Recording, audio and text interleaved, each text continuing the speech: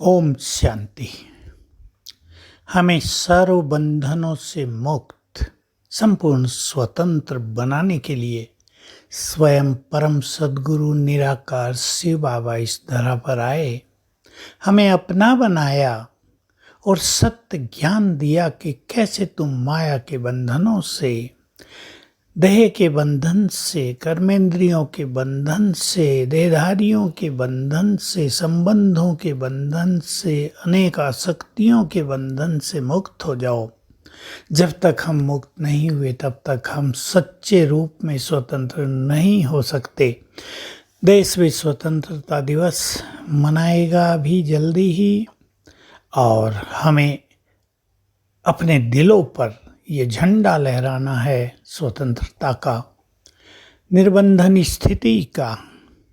जब हम बंधनों से मुक्त हो जाते हैं तभी हम सच्चे अर्थों में जीवन मुक्त होते हैं, और तभी भविष्य में जीवन मुक्त अवस्था में हमें हाईएस्ट स्टेटस मिलता है, महान देव पद मिलता है। हम पुण्य आत्माएं बन जाते हैं, हम अपने श्रेष्ठ स्वमान में स्थित हो जाते हैं।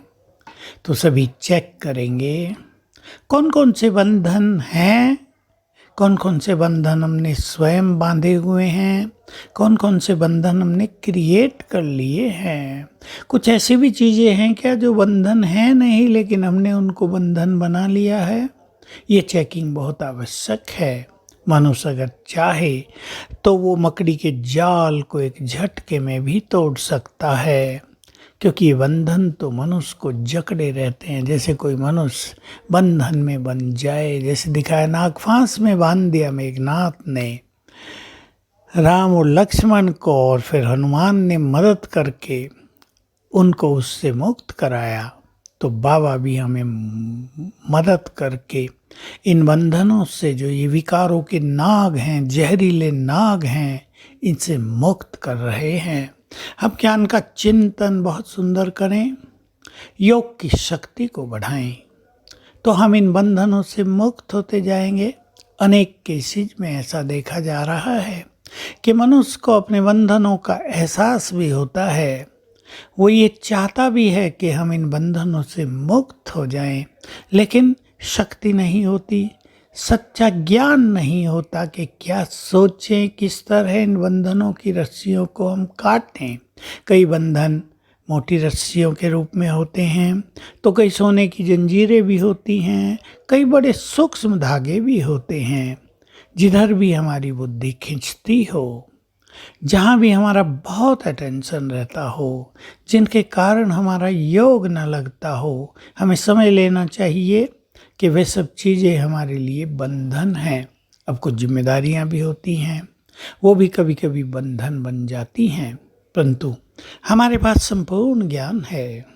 उस ज्ञान का हम प्रयोग करेंगे, जैसे आत्मिक दृष्टि रखकर, आत्मिक भाव बढ़ाकर हम देहधारियों के बंधनों से मुक्त हो जाएंगे। जितने हम योग युक्त होंगे, जितने हम स्वमानधारी होंगे, जितने हम स्मृति स्वरूप रहेंगे, हमारे वाइब्रेशंस अनेक चीज़ों को स्वतः ही ठीक करेंगे। ये ऐसी सूक्ष्म गति है जिसको थोड़े कम लोग पहचानते हैं, पर हमें इसको बहुत अच्छी तरह जान लेना चाहिए कि हमारे मन के वाइब्रेशंस ही हमें बंधन डालते हैं, और मन के सुंदर वाइब्रेशंस ही हमें बंधनों से मुक्त करते हैं।